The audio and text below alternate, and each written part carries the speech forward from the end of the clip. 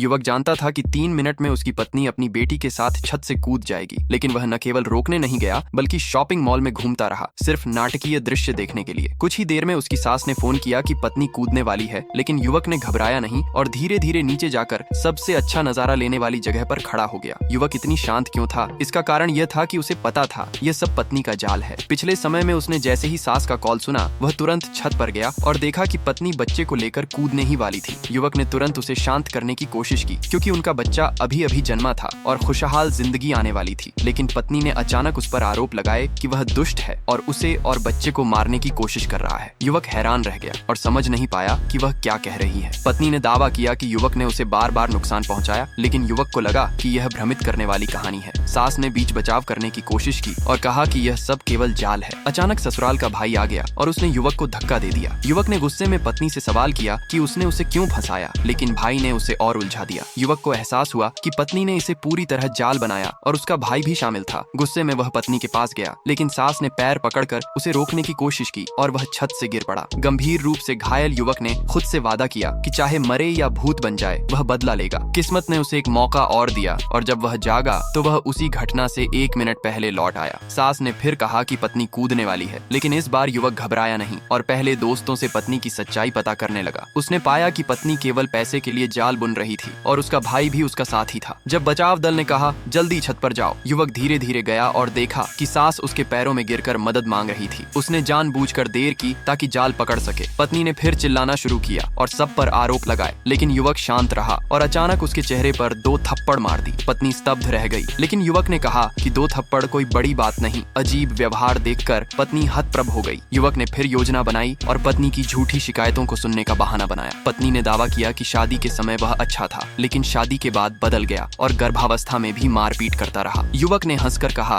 कि यह सब झूठ है। उसने विस्तार से पूछा कि उसने कैसे उसे फंसाया और बेटी को खतरे में डाला। पत्नी ने लंबी कहानी सुनाई, लेकिन युवक शांत रहा। अंत में युवक ने बेटी और पत्नी के सामने सच्चाई रखी और कहा कि वह उनकी सुरक्षा करेगा। उसने तय किया कि अब वह किसी झूठ और छल से डरने वाला नहीं है। पूरी तैयारी के साथ उसने पत्नी और सास की चाल को बेनकाब किया और उनकी हर चाल का जवाब देने को तैयार था। वह जानता था कि अब केवल धैर्य, बुद्धिमानी और साहस से ही वह इस परिवार के जाल से पत्नी और बेटी को बचा सकता है।